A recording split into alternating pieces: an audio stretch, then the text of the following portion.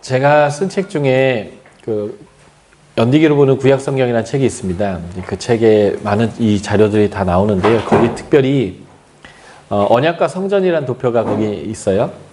네. 첫 에덴 동산이 하나님과의 언약이면서 그 에덴 동산 자체가 피조 세계 자체가 성전이었듯이 언약은 늘 성전과 이렇게 맞물려 있는데요.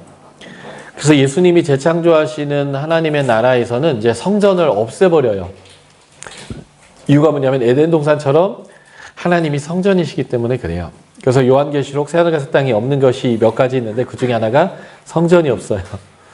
지금 우리가 바로 원래 처음 창조 때에 하나님이 어디서든 우리와 교제할 수 있는 만물이 성전이고 인간의 코에 호흡이 불어넣어서 인간이 성령을 받은 성전이던 그 시대까지 왔습니다.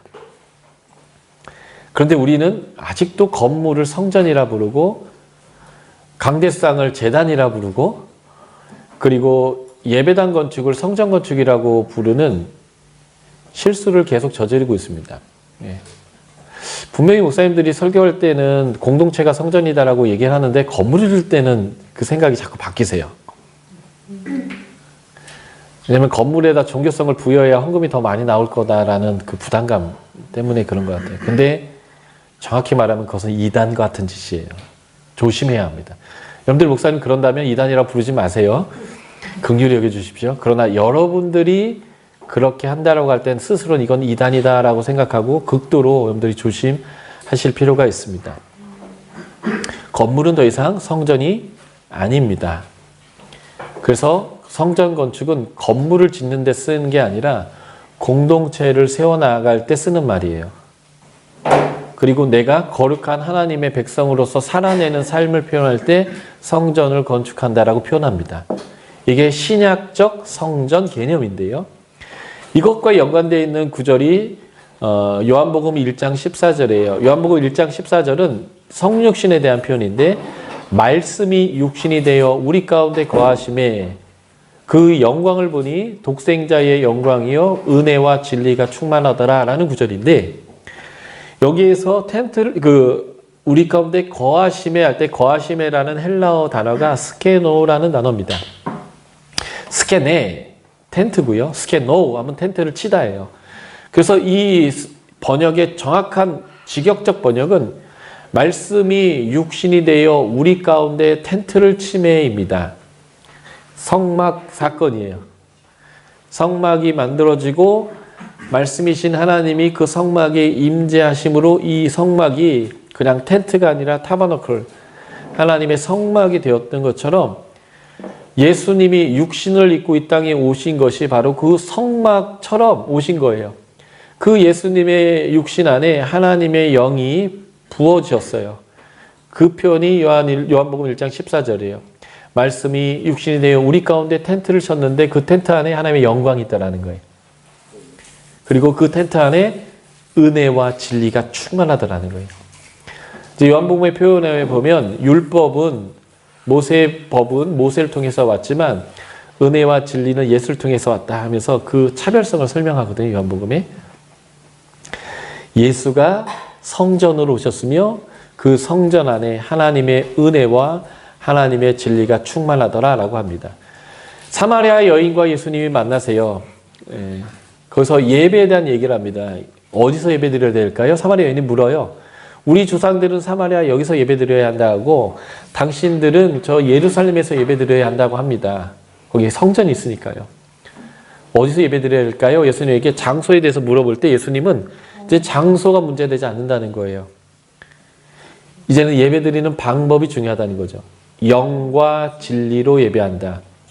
영이 성령이고 진리, 영과 진리로 예배하는 것. 은혜와 진리가 충만한 성전이신 예수님이 그 예수님의 영을 우리에게 부어주셨어요. 우리 공동체에게, 우리 각 개인에게.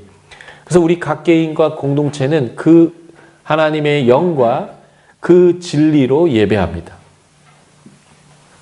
삶의 예배를 얘기하는 거예요. 그래서 우리가 바로 성전이라는 것. 이게 바로 성경에서 말하는, 신약에서 말하는 성전 중요한 신학입니다. 우리가 성전이고 각 개인이 성전이고 공동체가 성전이고 성전인 이유는 성전이신 예수님의 영이 우리 가운데 임했기 때문이다라는 거예요. 예수님이 우리 가운데 그 성전으로 오셔서 그 성전을 찢으셨어요. 몸을 찢으셨다는 거죠. 십자가에 죽으셨다는 거예요. 그래서 히브리서 표현으로 얘기하면 예수님이 새롭고 산 길을 여셨습니다. 이것은 마태복음 27장에 이렇게 표현되어 있어요. 휘장이 성막과 지성소를 가르는 휘장이 찢어져서 사라졌다는 거예요. 예수님의 십자가의 사건은 우리가 지성소까지 나아갈 수 있도록 하는 길을 여셨어요. 그래서 우리는 지성소에 들어갈 수 있습니다. 다시 말해서 우리 가운데 하나님이 임재하실 수 있고 우리와 하나님과 교제할 수 있다는 거예요. 그런데 여기서 우리가 이해해야 될 것은 이 예수님의 피해 사건이 무작정, 무한정 죄를 지어도 허용한다라고 하는 용서의 보증수표, 다시 말해서 백지수표 같은 것은 아니라는 것입니다. 아브라함의 인생도표를 보았지만 그 용납을 통해서 완전에 이르도록 하겠다는 하나님의 의지 표현이 계속되어지는 우리의 범죄에도 불구하고 용서가 계속 주어질 거다라고 하는 건데, 그렇게 하나님과 동행하면서 성장하는 게 아니라 이제는 죄를 져도 괜찮아라는 확신으로 하나님 앞에 성장이 아니라 그냥 그 든든함으로 죄를 짓는 삶을 계속 산다면 그것은 옳지 않다는 거예요. 이거에 대한 메시지가 히브리서에도 있어요. 비침을 받고 말씀의 은혜를 깨달은 다음에 이렇게 죄를 지면, 배도하면 다시 회개케 할 수 있는 제사가 없다라고 히브리서는 명확하게 우리에게 경고해주고 있습니다. 그러므로 예수의 속죄의 사건은 무한정 죄를 질 수 있는 것에 대한 허용을 의미하는 것이 아니라 우리가 죄를 짓는 존재인 것을 이해하고 인자와 자비와 노하기를 더디하심으로 우리 가운데 계속 행하실 하나님이 그러한 과정을 통해서 우리가 온전한 사람으로 성장하도록 하기 위한 용서의 과정이다라는 것을 이해하고 죄와 싸우되 피 흘리기까지 싸워야 된다라고 하는 히브리서 메시지처럼 죄를 미워하는 삶을 살아야 합니다. 그것이 뭐냐면 바로 성전의 삶이에요.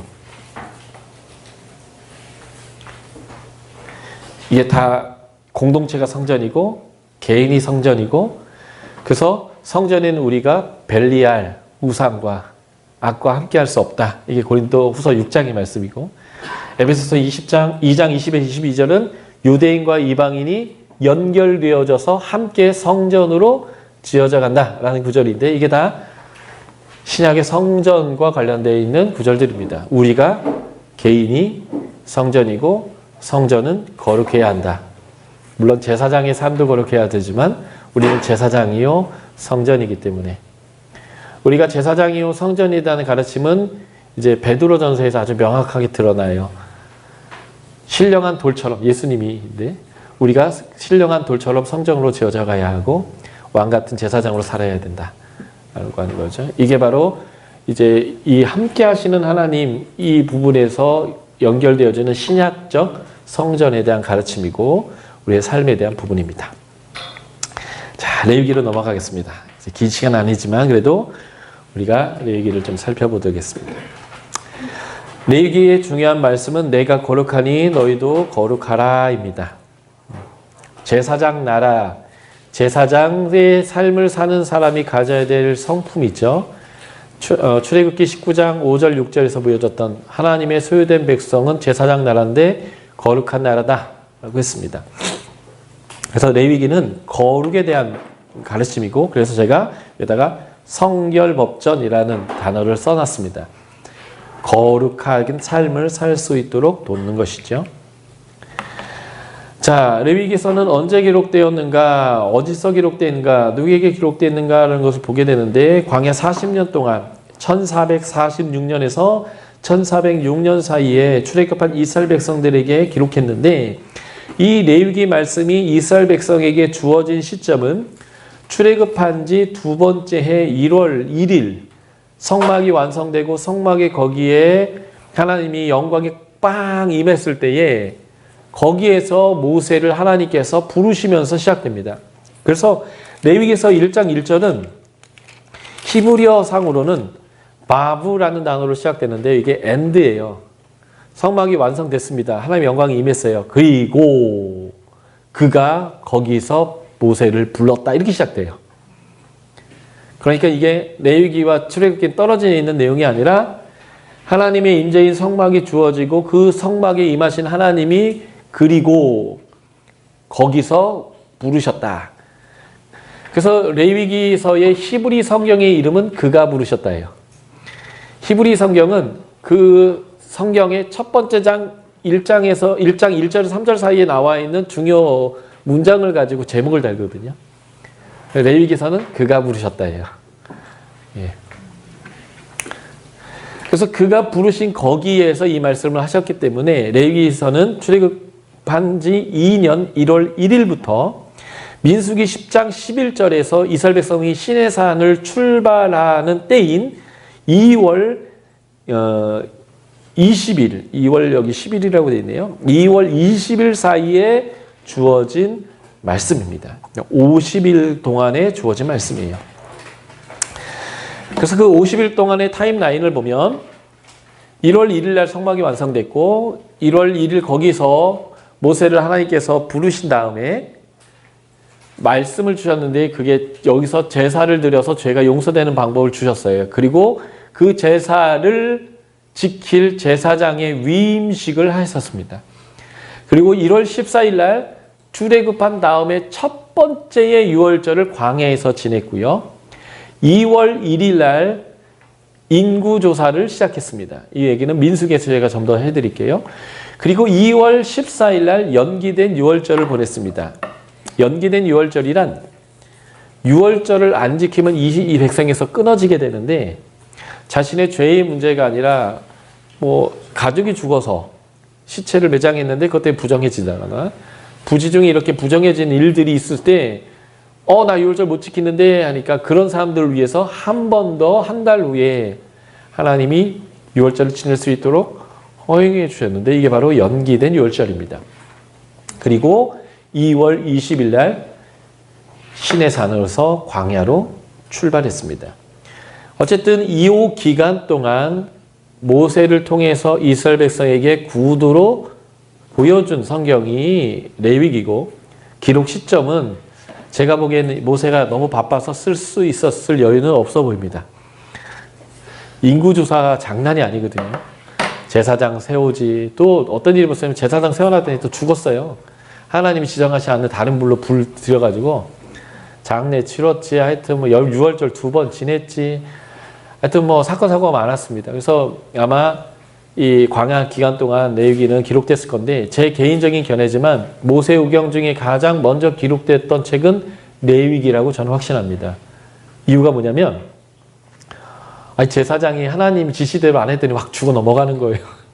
그 제사장들 살리고 이 백성이 성막과 관련하면서 계속 하나님과 잘 관련하려면 이 레위기법 성전 안에서 제사장들이 어떻게 행해야 되는지에 대한 법을 달달달달달 제사장에게 외우게 했어야 합니다.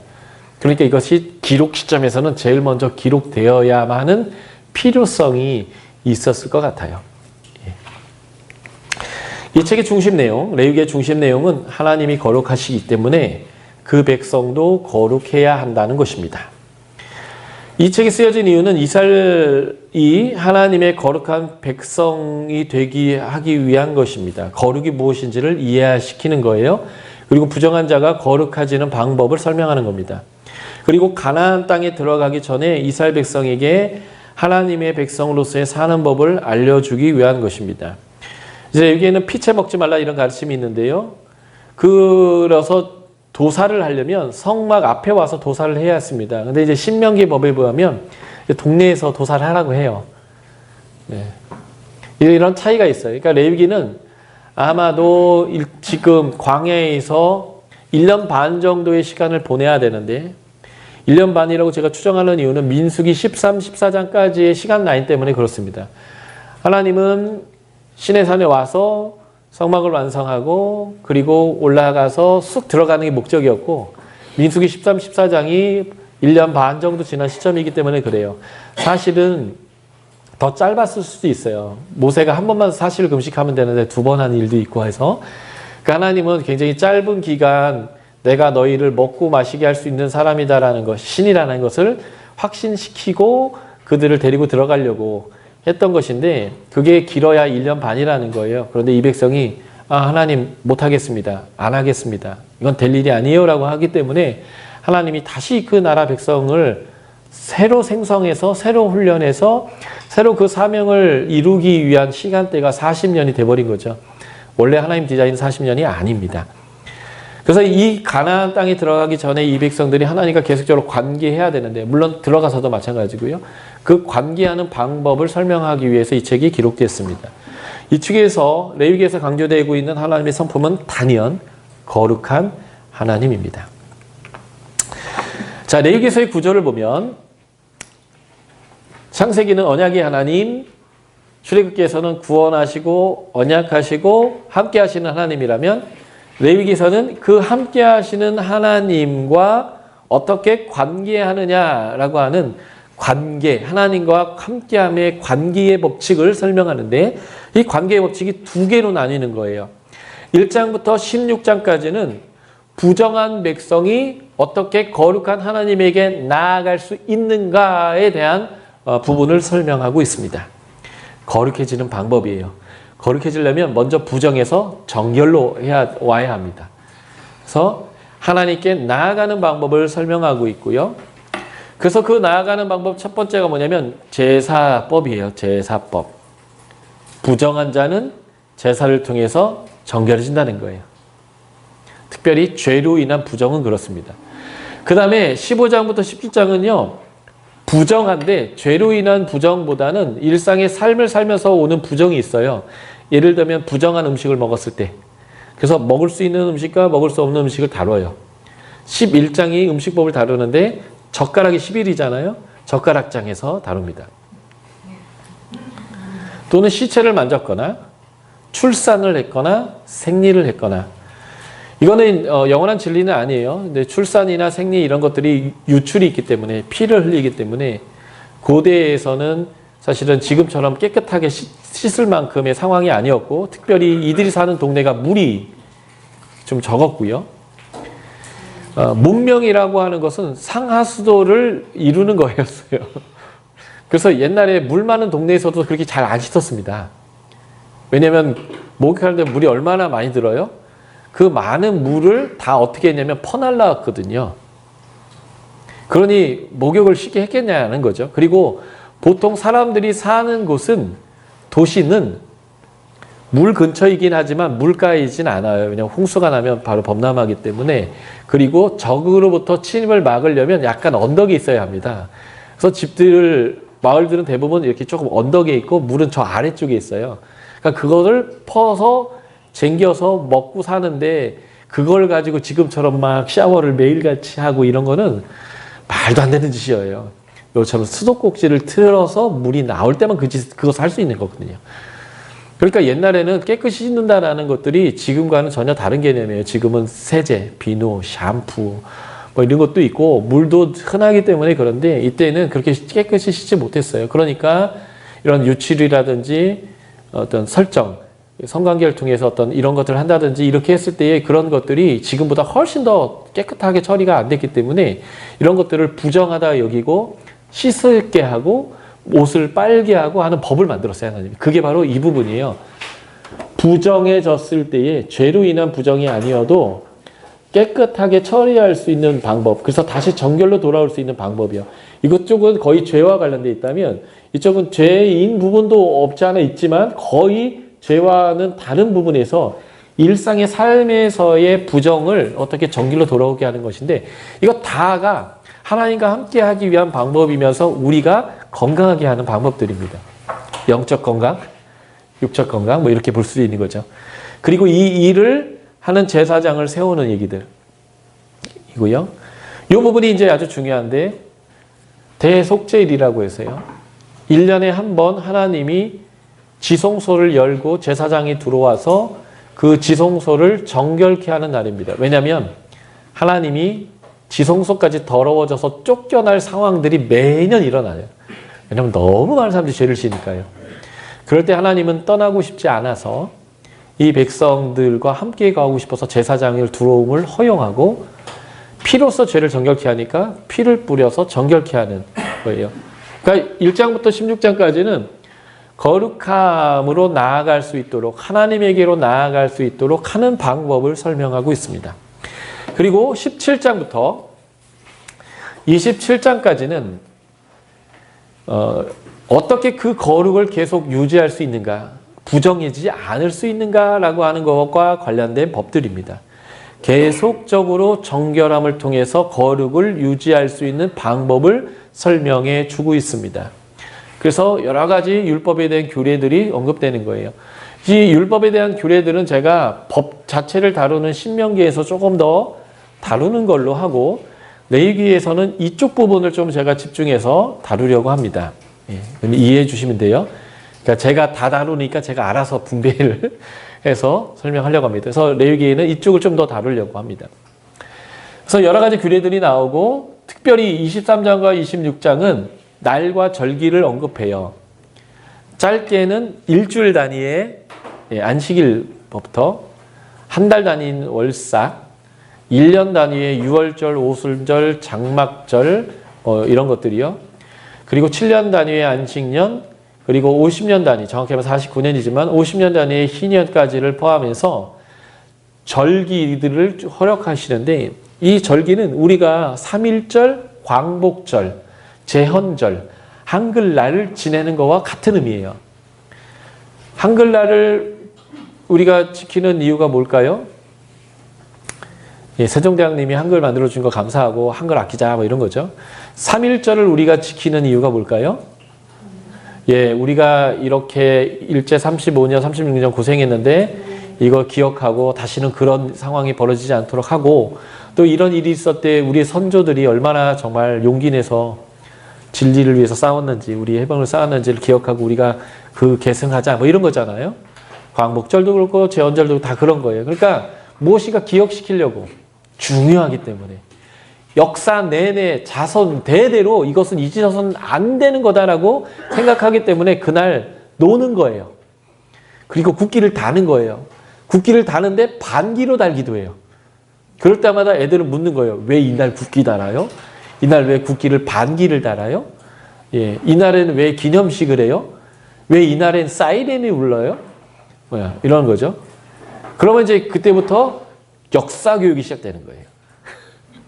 그러면서 우리 민족이 어떤 민족인지, 우리가 어떤 어려움이 있었는지, 그럼에도 불구하고 우리가 어떻게 이렇게 꿋꿋이 이 나라를 지켜왔는지. 예. 제국들은요, 길게 가봐야 몇백 년이었어요. 강력한 제국일수록 빨리 망했습니다. 역사가 그래요. 그런데 우리나라는요, 힘 제대로 써본 적이 거의 없는데 약간 뻥쳐갖고 반만 년을 버텼어요. 단군이 실제 있었는지도 모르지만 2333년부터 막 땡겨 올렸어요. 2333년부터 해도 지금 2000년 되니까 4000년 좀 넘거든요. 4300년 좀 넘는데도요. 그래도 그냥 뻥을 쳐가지고 반만 년이랑 후려쳐가지고 옛날 이제 그 군사정부 때 우리나라에 뭔가 이렇게 하려고 자긍심 주려고 반만 년. 어쨌든 몇 천 년을 이어온 나라예요. 이유가 뭔지 아세요? 이 나라에는 스토리가 있어요. 이 민족의 스토리가 있습니다. 바로 이 절기는요, 그 스토리를 계승하는 날이에요. 우리가 누군지 아냐. 그래서 결속하는 거예요. 그래서 우리는 일본과 축구를 하면 모든 사람이 TV 앞에 앉는 거예요. 축구를 안 좋아하는데. 그리고 빨간 옷을 입고 이겨야 하는 거예요. 왜요? 우리에게는 스토리가 있어요. 그들에게 당한 어려움이 있다고요. 그래서 다른 나라에게는 저도 이 나라의 일본만큼은 이겨야 된다라는 누가 가르쳐주지 않았는데도 우리 안에 뭔가 배어있는 스토리가 있어요. 이게 스토리의 힘인 거예요. 그래서 일본과 축구하면 광장에 사람들이 막 모이기 시작하는 거예요. 몇만 명씩 모이는 거예요. 왜냐하면 그게 스토리의 힘입니다. 그래서 이 나라가 힘없는 나라가 몇천 년을 버텨온 거예요. 스토리가 있기 때문에. 이 얘기를 제가 하고 싶었던 것은 여러분들의 신앙의 스토리가 있어야 되는 거예요. 여러분들 가정에도. 여러분들의 가정이 정말 하나님의 그 아름다운 가정이 되기 위해서는 하나님과 함께 했던 스토리가 있어야 돼요. 가정 안에 스토리. 엄마 아빠와 자녀들이 함께 따뜻한 기억을 하는 스토리. 특별히 하나님과의 엮여서 하나님이 우리에게 복 주셨던 스토리들이 가정 안에 공유되면 이 가정은요, 깨어지진 않아요. 길게 갑니다. 그런데 부모가 먹을 것만 주고 학교만 보내고 나중에 엄마 아빠 생각했는데 엄마 아빠하고의 추억이 없잖아요. 그럼 나중에 시집장가 가면 집에 안 옵니다. 스토리가 없어서 그래요. 스토리가 만큼 중요한데 하나님이 그 스토리를 특별한 날에다가 매치시켰어요. 여기 팔이 짧아가지고 여기 찍었네요. 그래서 그 날만 되면 어떤 특정한 행위를 해요. 특정한 식사를 하고요. 그 날만 되면 밖에 나가서 텐트를 치고 잠을 자요. 그 날만 되면 어떤 것들을 행하면서 스토리를 계속 만들어 가는데 이게 하나님이 내가 하나님 백성이다.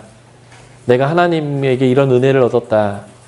나의 지금의 현재는 하나님의 은혜의 결과다라는 것을 경험시키는 하나님의 방법인데 그래서 이런 규례들과 날과 절기를 통해서 바로 하나님과 그 민족 간의 그 언약적 관계를 계속 상기시키고 그것을 강하게 묶어주는 것이 날과 절기입니다.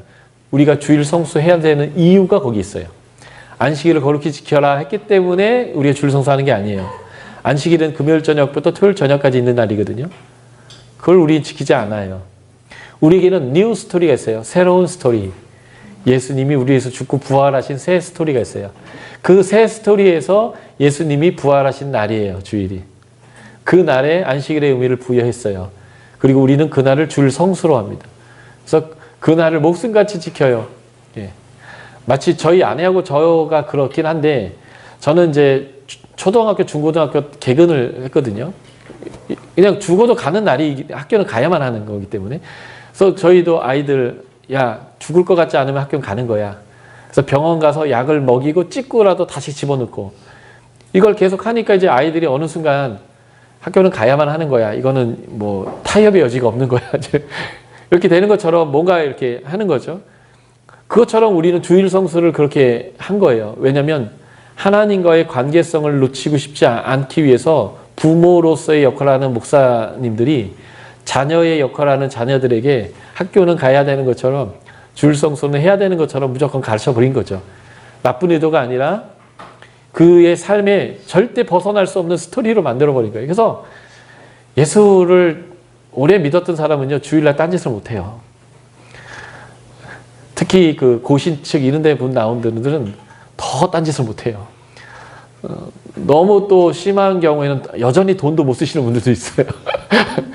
나쁘지 않아요. 그런데 왜 그래야 되는지를 알고 그렇게 매이는 게 중요한데 모르고 매이면 진리를 알지니 진리가 너희를 자유케 하리라 하는 이 진리의 자유함을 못 누리는 게 문제지 최대한 안전하긴 하죠.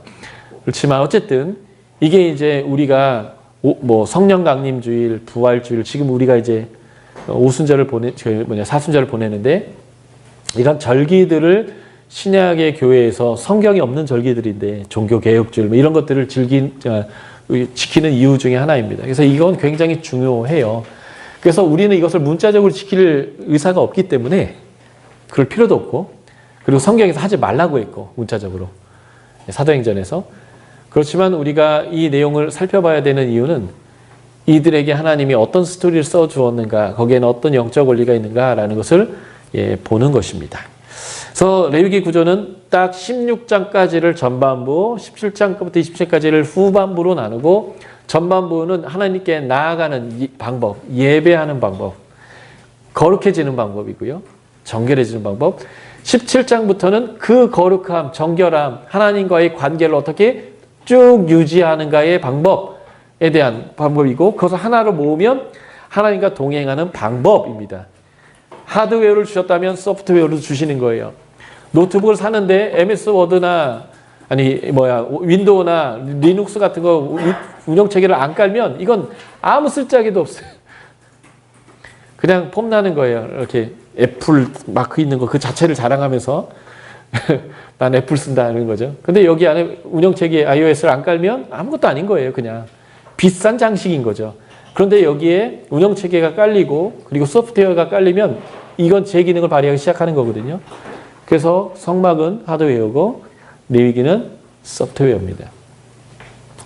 레위기는 그래서 함께 하시고 싶어하는 하나님이 준 성막에서 어떻게 하나님과 함께하면서 그 복을 쭉 누릴 것인가 라는 것에 대한 설명이고요.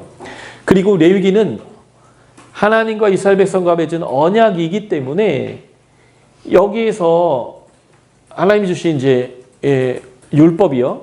이 율법을 가지고 일종의 언약식을 해야 되는데 그 언약식의 가장 핵심적인 구절이 뭐냐면 축복과 저주예요. 그게 레위기 26장입니다. 이렇게 하면 축복할 거다. 이렇게 하면 저주할 거다. 그런데 이 백성이 민수기를 지나면서 타락하고 그리고 다음 세대를 일으켜야 됐잖아요. 그래서 그 다음 세대가 하나님과 다시 이제 그 하나님 나라를 이루는 과정을 해요. 그래서 민수기 26장부터 인구 조사를 다시 했고요. 그 다시 조사된 이 백성과 이스라엘 백성이 다시 하나님과 언약을 이제 맺게 되는데 이 언약은 깨어졌다가 다시 되는 언약이 아니에요. 그냥 하나님이 한 번 더 반복해 주는 거예요. 그래서 신명기 28장에 보면 축복과 저주가 다시 나와요. 출애굽기 20장에 10계명이 나오듯이 신명기 5장에 10계명이 다시 나오는 거예요. 신명기인데요. 신명기는 매울 신자 이거 쓴 게 아니에요. 다시 신자를 썼어요. 그리고 명령하다 명자를 썼고 기록할 기를 썼어요. 다시 말씀하신 것을 기록했다 하는 거예요. 언약 갱신이 아니라 다시 말해주는 거예요. 두 번째 세대에게. 그래서 축복과 저주가 두 번 나와요. 십계명도 두 번 나오는 거고요. 그런데 그 축복과 저주의 그 장수 정도는 여러분들이 상식이다 생각하고 외워주세요. 레위기 26장, 신명기 28장. 2628. 어렵지도 않죠? 예. 먹는 거는 가능한 거는 젓가락장. 축복과 저주는 2628이다. 그래서 여기 26장에 축복과 저주 의식이 나오는데 이것이 바로 이스라엘 백성과 하나님과의 언약이다라는 것을 보여주는 것이고요. 그래서 출애굽기와 레위기는 단절됐다라고 보다는 그냥 한 덩이다 생각하시면 돼요. 컴퓨터 살 때 하드웨어도 사고 소프트웨어도 사니까요. 그래서 하나님이 구원하시고 언약 주시고 함께 하시는데 함께하는 방법을 주시고 그래서 이렇게 돼야 완성이 되는 거거든요. 이렇게 완성되면 이제는 나온 게 한 가지예요. 하나님과 함께 거할 땅. 그걸 차지해야 하는 건데 그것을 어디서 차지하냐? 여호수아에서 차지한다. 이렇게 모세오경을 여러분들이 기억하시면 되겠습니다. 레위기는 거룩이 중요하다고 했는데요. 레위기 안에서 하나님이 거룩하다라고 했던 것들이 이런 종류들입니다. 하나님이 거룩하시고 물건인 옷, 머리에 쓰는 관유, 단이 거룩하고요. 제사장이 거룩하고 장소로서 지서서, 성소, 회막들이 거룩하고 행위로서 속죄제, 속건제, 제사가 거룩하고요. 모임의 날, 안식일부터 유월절, 무교절, 칠시절, 나팔절, 대속절, 초막절, 희년 이것이 거룩하다 하고 예물로서 서원제, 그 살아있는 가축, 11조가 거룩하고 음식으로서 소재물 남은 것, 제사장의 몫의 고기들, 과일들이 거룩하다라고 표현했습니다. 여기선 두 종류의 거룩이 있어요. 절대적으로 그 자체가 거룩하신 하나님과 나머지 것들. 내가 거룩하니 너희도 거룩해라 라고 했는데요. 이 하나님의 거룩과 이 거룩은 다른 거예요. 제가 창세기 17장 1에서 너는 내 앞에 행하여 완전하라 할 때 그 완전함은 이 하나님의 거룩과 똑같은 수준의 거룩을 요구하는 게 아니라 하나님과 함께 할 수 있는 모습을 보여주는 거였잖아요. 그래서 왜 하나님이 이 물건으로부터 이 음식까지 모두를 거룩하다 했냐면 하나님이 그것을 거룩하다라고 취급하시기 때문에 그래요. 하나님이 그것을 거룩하다라고 구별해놨어요. 구별해놨습니다. 이건 다른 거야 라고 하는 것입니다. 그래서 거룩은 다른 게 아니라 구별됨이에요. 거룩은 그래서 이렇게 표현합니다. separate 되는 게 아니라 distinction 되는 거라고. separate는요, 공간적으로 분리되는 거예요. 바리새인들, 그들이 이런 거룩을 추구했습니다. 의인과 악인이 함께하지 않는 것 같은. 그게 아니라 같이 섞여 있지만 딱 다른 거예요. 다른 사람들이 여러분들 보고 20년을 교제했는데 교회 다니는지를 모를 수도 있어요. 여러분들이 말을 안 하면. 그건 거룩한 게 아니에요. 그런데 일주일 교제했는데 사람들이 딱 이렇게 하는 거예요. 야, 너 예수쟁이지? 내가 다 알아봤어. 어떻게 알았을까요? 술, 담배 안 하는 것 때문에? 이것도 거룩이에요. 뭐 때문에 알아봤을까요? 그것은 이런 거예요. 관계할 때 이번에 내가 잘못했기 때문에 제가 나한테 분명히 화를 내야 될 타이밍인데 화를 안 내는 거예요. 그리고 괜찮다고 그러네? 어허라, 얘가 왜 이러지? 뒤 꿍꿍이가 있나? 근데 그 다음 상황이 됐는데 얘는 무엇인가 있으면 나눠 먹어요? 함께 해요? 용납해요? 계속 이런 걸 보여주는 거예요. 그러니까 이 사람의 눈치를 채버리는 거죠. 아, 얘 예수쟁이구나. 예수쟁이들의 가치가 이건데 얘가 이러는 거 보니까 너는 숨길 수 없어. 나 알아버렸다. 너 예수 믿지? 그런 거예요. 이게 뭐라고 하냐면 거룩하다고 얘기해요. 구별된 거예요. 그러니까 다르게 말하고요. 다르게 결정하고요. 다르게 생각하고요. 다르게 돈을 쓰고요. 다르게 시간을 관리해요. 예를 들면 일요일을 이 사람들은 다르게 표현해요. 주일, 로드스데이. 주님에게 속한 날, 주님의 날. 그리고 그날 오전이 되면 얘는 무슨 일이 있어도 그냥 거길 가요. 어딜 갈까요? 교회를 가요. 골프 치러 가자는데 안 가요. 이번에 이 사람하고 골프 치러 가면 뭔가 큰 사업을 딸 수 있다고 꼬드겨도 안 된대요. 그러면 이 사람은 시간을 다르게 쓰는 거예요. 하나님 앞에 그 시간을 띄어서 구별해서 쓰는 사람인 거예요. 그 사람은 수입이 생기면 10분의 1을 딱 띄어요. 그리고 그것을 헌금해요. 돈도 그가 쓰는 방식에 있어서 구별됨이 있어요. 이걸 거룩하다고 얘기해요. 다른 거예요. 다르게 사는 거예요. 아예 섞여지 않는 것을 의미하는 게 아니라 섞이는데 딱 봐도 군계 일학이에요. 알아보겠는 거예요. 이 사람이 누구인지를. 그걸 거룩하다라고 얘기합니다. 그렇게 하나님이 띄어놨다는 거예요. 그래서 안식일이 거룩한 거예요. 구별해 놨기 때문에. 사람이 뭐 특별해서가 아니라 레위인과 레위인 중에 아론의 자손을 이렇게 따로 띄어놨어요. 그래서 그들은 거룩한 거예요. 그들이 성전에 들어갈 때 입는 옷이라고 따로 구별해 둔 옷이 있어요. 재질이 달라서 그런 게 아니고 천상의 옷이어서 거룩한 게 아니라 따로 떼어놨기 때문에 거룩한 거예요. 레위기는 그 다름에 대해서 보여주고 그 다름의 삶을 살라는 거예요. 그 다름이 사람들이 하나님 백성 되게 하는 제사장의 역할을 하는 방식이 됩니다. 그래서 이 레위기의 거룩은요, 구별됨이에요. distinction, 딱 봐도 구별되는 거. 그 구별된 삶을 살 때 마치 엄마가 4살, 5살 또는 2살, 3살짜리 애들, 잘 말 못 알아듣고 전체 경험이 부족한 애들에게 무언가 설명할 때 이렇게 딱 구별해서 설명해 주는 거예요. 이건 이런 거야, 저건 저런 거야. 근데 이게 되게 웃기게 설명해요. 예를 들면 저희 아내가 없으니까 또 저희 아내 얘기 하나 하자면 저희 아내는 저희 아들, 딸에게 슬리퍼를 예의 없는 신발, 좀 직설적으로 얘기하면 싸가지 없는 신발이다라고 가르쳤어요. 그래서 학교 갈 때, 교회 갈 때, 멀리 갈 때는 신으면 안 돼.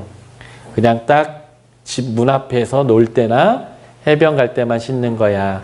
이유는 이거예요. 저희 아내는 어린이집 교사를 오래 했기 때문에 애들이 다치고 위험한 요소에 대해서 너무 잘 알아요. 그래서 저희 아이들은 구속을 굉장히 많이 받았어요. 해보고 싶은 게 많은데 위험하다라는 이유로 못 해본 게 너무 많아요.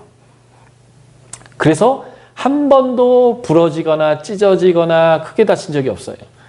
아직까지도 중학생들인데 내복 벗은 지가 얼마 안 돼요. 엄마 내복 벗어야 될까? 물어보고 바람이 많고 우리 아이들이 비염, 아토피가 있다 보니 천식이 있다 보니까 마스크는 뭐 거의 써야만 했고 하여튼 위험할 요소, 뭔가 애들에게 어려움이 생길 요소는 다 제거하는 습성이 있어서 그러니까 슬리퍼를 신다 보면 애들이 미끄러져서 넘어지고 발 다치고 깨지고 하는 일들이 다반사일 거거든요. 그러니까 엄마는 그렇게 하지 않기 위해서 설명하는데 이거 예 없는 신발이야. 그러니까 멀리 학교를 가거나 교회를 가거나 집에서 멀리 떠날 때에는 신으면 안 된다는 것을 설명할 때 이건 예의 없는 신발이야. 신으면 안 돼. 사실 그건 아니잖아요. 근데 애들한테는 그걸 다 설명할 수 없다면 뭔가 이렇게 단순화시켜서 설명을 하거든요. 율법이 좀 그런 성향이 강해요. 고대 사람들이고 하나님을 이제 막 만난 사람들이고 하나님 백성으로서의 먹을거리, 하나님 백성으로서의 입을거리, 하나님 백성으로서의 관계의 법칙, 하나님 백성으로서의 어떤 돈 쓴씀이, 하나님 백성으로서의 권위는 어떻게 사용해야 되는지 이것들 일일이 가르칠 때에 하나님 수준으로 가르치기엔 너무 어리기 때문에 딱 그들에게 세상 사람과 하나님 모르는 사람들과 다른 먹는 방법, 다르게 옷 입는 방법, 다르게 돈 쓰는 방법이라는 것들이 표현하도록 하는 그런 법을 줬는데 이게 바로 율법입니다. 그 다름에서 나오는 게 거룩이에요.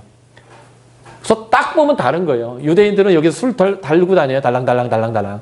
그래서 제가 미국의 그 존 F 케네디 공항에서 남미 가려고 기대하려고 있는데요. 유대인들이 막 돌아다니는 거예요. 어떻게 알았을까요? 옷에 술이 달렸어요. 그리고 키파 쓰고 다녀요. 그리고 경건한 사람들 이렇게 머리 이렇게 꼬아가지고 이렇게 딱 보면 알아요. 복장 보면. 예. 그러니까 그걸 통해서 이게 마치 그거 똑같거든요. 우리 집에 명패 붙이는 거. 땡땡 교회 이렇게. 나 교회 다닌다고 문 밖에다 알리는 거거든요. 사람들 내 앞에 지나가는. 그러니까 딱 보면 아는 거예요. 그러니까 내가 유대인이다. 나는 그리스도인이다 하면 그렇게 살아야 되는 거예요. 저희 센터 강사님 중에 한 분이 육지에서 사역할 때 목사인데 교통사고를 냈어요. 이렇게 등 받았어요. 근데 크게 받지는 않고 이렇게 범퍼가 좀 이렇게 약간 긁힌 정도 박혔는데 앞에서 신사분이 내리더니 이렇게 딱 보더니 괜찮다고 가시라고 그랬대요. 그러면서 딱 한마디를 하시더래요. 교회 다니시냐고. 교회 다니시라고. 그래서 저희 간사가 아유 감사합니다. 저 목사입니다. 그랬대요. 그러니까 이분이 전도하려고 그랬는지 어쩐지 모르지만 어쨌든 이분의 마음 안에서는 큰 거 아니면 뭐 이걸 가지고 나 범퍼 갈겠니 말겠니 이러지 않는 거예요. 그러니까 나는 잘 됐다. 누가 좀 박아줘라. 나 범퍼 좀 갈게. 이런 마음이 없는 거예요. 이분은. 그래서 큰 사고 아니면 나오자마자 이분이 하는 말이 뭐냐면 안 다치셨어요. 받쳤는데 똥 받쳤는데 나와서 그분이 첫 마디가 안 다치셨냐고. 이렇게 보고 괜찮다고. 가시라고. 예수 안 믿으면 근데 예수 믿으라고. 이게 구별된 거예요. 예. 이게 다름인 거죠. 세상 사람들은 건수 잡았어. 이번 기회에 범퍼 새 걸 갈지 뭐 이렇게 하는 건데 아니면 10만 원만 주고 가세요. 범퍼 더 비싼데 쉽게 갑시다. 뭐 이런 식으로 그냥 다 돈으로 계산하는 건데 그냥 안 다쳤고 괜찮으면 그냥 괜찮읍시다 라고 했다라는 거예요. 그게 무조건 옳다는 얘기를 하는 게 아니라 그 사람의 마음의 태도가 그렇다는 거예요. 그런 구별됨이 우리 안에 있어야 된다는 거죠. 이게 바로 레위기에서 말하는 거룩입니다. 거룩은 도덕적 완결함을 요구하는 게 아니에요. 인간은 도덕적 완결함이 없어요. 왜냐하면 하나님이 우리에게 성적 욕구를 주셨기 때문에 성적 욕구를 느껴야 합니다. 못 느끼면 문제가 심각한 거예요. 창조 질서에서 벗어난 거예요. 병원 가야 돼요. 여러분들이 성적 욕구를 못 느끼면 병원 가시는 게 맞아요. 그건 잘못된 거예요. 그 성적 욕구를 느끼기 때문에 어떤 환경에 가면 유혹을 받는 거예요. 그래서 잠시 유혹에 빠질 수도 있어요. 우리는 완벽한 도덕적 완결함을 이룰 수 없는 사람들이에요. 그러나 그런 상황에 놓였을 때 다르게 결정하고 다르게 판단한다는 거예요. 그게 레위기에서 말하는 거룩입니다. 자, 다음 주에 이제 레위기 더 진행해 보도록 하겠습니다. 수고하셨습니다.